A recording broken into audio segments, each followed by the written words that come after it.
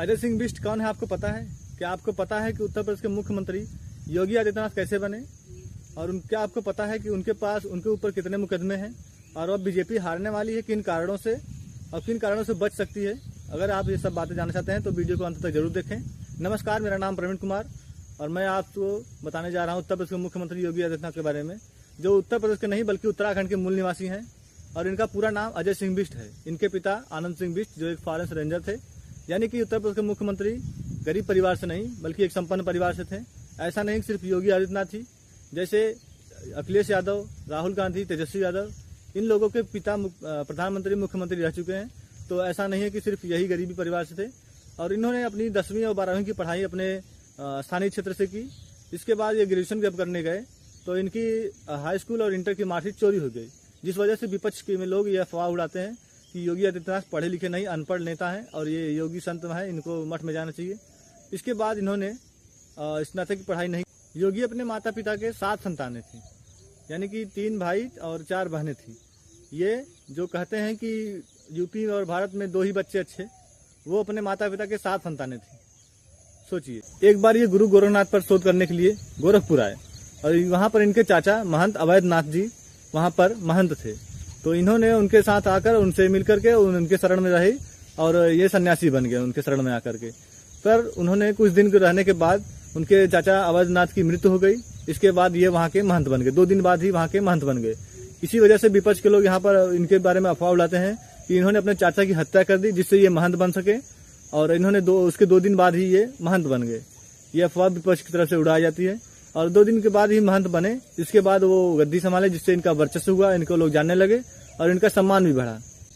2008 में एक बार मुख्यमंत्री योगी आदित्यनाथ पर हमला हुआ, जिसमें 100 से अधिक वाहनों को घेर लिया गया और लोगों को लहूलुहान कर दिया गया। पर मुख्यमंत्री वहां से बच के निकल गए। मुस्लिम त्योहार मुहर्रम के दौरान गोरखपुर में एक दंगा हुआ और उसमें एक हिंदू लड़के को गोली लग गई और उसकी जान चली गई। इस दौरान योगी आदित्यनाथ को गिरफ्तार कर लिया गया और ये ऑर्डर था कि वहां पर कोई नहीं जाएगा। पर योगी आदित्यनाथ ने कर्फ्यू हटाने की मांग की और शहर के बीचों बीच श्रद्धांजलि सभा का आयोजन किया, जिसके लिए प्रशासन से कोई परमिशन नहीं थी। जो आज लॉ एंड ऑर्डर की बात करते हैं, प्रशासन की बात करते हैं, उन्होंने प्रशासन की एक न सुनी और अपने हजारों समर्थकों के साथ शहर के बीचों बीच श्रद्धांजलि सभा का आयोजन किया और उसे संपन्न किया, जिसकी वजह से उन्हें गिरफ्तार कर लिया गया। उनके ऊपर 151 और 146, 147, 279, 506 धारा के तहत उन्हें जेल भेज दिया गया। और उस दौरान मुख्यमंत्री मुलायम सिंह यादव वहाँ के एसडीएम, डीएम और प्रशासन के जो उच्च अधिकारी होते हैं उनको तबादला कर दिया।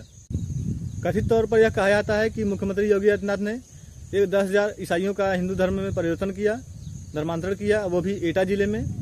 और 1998 में पहली बार जब ये भाजपा से चुनाव लड़े विधानसभा लोकसभा का, तो इन्होंने जीत हासिल की गोरखपुर से ही। इसके बाद जितनी बार चुनाव हुए वो लगातार 2-2 लाख, 2.5 लाख वोट से जीतते गए।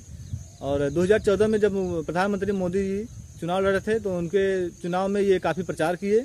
और इसके बाद जब 2017 का चुनाव हुआ तो ये एक बढ़िया नेता के तौर पर चुनाव लड़े और मोदी की तरफ से इन्हें हेलीकॉप्टर दिया गया, जिससे इनका प्रचार किया गया और इनकी जीत हुई। मुख्यमंत्री बनने के बाद से ही इन्होंने कई काम किए, जैसे नाम परिवर्तन करने का काम, कई जगहों के नामों को इन्होंने बदल दिया और कई योजनाओं को इन्होंने बदल दिया। इसके बाद मुस्लिमों के ऊपर इन्होंने कई कठोर कानून बनाए। मुस्लिमों के लिए ये सख्ती से पेश आए और कई गुंडों माफियाओं को इन्होंने खत्म किया, जैसे मुख्तार अंसारी और अतीक अहमद और विकास मिश्रा। ऐसे तमाम गुंडों को, माफियाओं को इन्होंने खत्म किया। और कई गुंडे माफिया ऐसे भी हैं जो इनके शरण में हैं, अभी तक बचे हुए हैं और उनको भी शायद ये खत्म कर देंगे। अब बात करते हैं कि अब ये हारने वाले क्यों हैं, क्यों इन पर हार का खतरा मंडरा रहा है। इनके पास यादव वोट नहीं है, मुस्लिमों से ये नफरत करते हैं और यादव वोट न होने के कारण इन्होंने दिनेश लाल यादव निरहुआ को इन्होंने अपनी तरफ से आजमगढ़ से चुनाव लड़ाया और उन्होंने वादा किया था कि अहिर रेजिमेंट बनवाने का काम करेंगे सेना में, जिससे यादव की वोट इन्हें मिल सके। पर ऐसा नहीं हुआ। आजमगढ़ से निरहुआ जीते भी दिनेश लाल यादव और उन्होंने ये काम नहीं करवा पाए।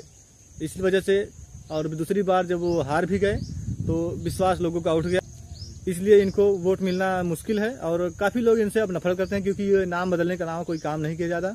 ये जो केंद्र का काम होता है उसी काम को अपना जोड़ने लगते हैं और तमाम तरह की इनके ऊपर अफवाहें भी फैली हुई हैं। और नो डाउट कि इन्होंने कुछ काम जरूर किए हैं। इनको हार से बचने के लिए कई काम हैं जो करना पड़ेगा। जैसे जो कोई भी आंदोलन होता है उसमें ये पुलिस प्रशासन के द्वारा पिटवाने लगते हैं, लाठीचार्ज करवाते हैं, इसको रोकना होगा। क्योंकि ये आपकी जनता है, हो सकता है ये आज आपके खिलाफ है पर कल आपके साथ हो सकते हैं आपके कामों की वजह से। क्योंकि आदमी व्यक्ति से नहीं बल्कि उसके कामों और उसके विचारों, उसके सोच से नफरत करता है। अगर आपके विचार और सोच अच्छे हैं, आपके कर्म अच्छे हैं तो आपको लोग सपोर्ट करेंगे। यदि आपके काम और विचार और सोच गलत हैं तो आपको लोग नफरत करेंगे।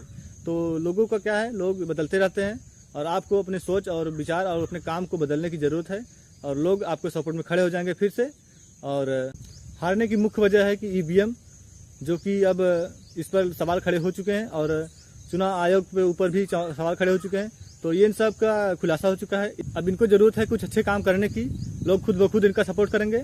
और मुझे उम्मीद है कि उत्तर प्रदेश के मुख्यमंत्री योगी आदित्यनाथ प्रचार नहीं बल्कि काम करेंगे और काम करेंगे तो लोग इनका सपोर्ट करेंगे। और उम्मीद है कि आने वाले समय में 2-3 साल में जो जितना पास इनके पास समय बचा है, ये लगातार काम करने का प्रयास करेंगे और इससे उत्तर प्रदेश का विकास हो और इन्हें फिर दोबारा मुख्यमंत्री चुना जाए। नमस्कार, वीडियो देखने के लिए धन्यवाद। मिलते हैं अगले वीडियो में और बढ़िया जानकारी के साथ।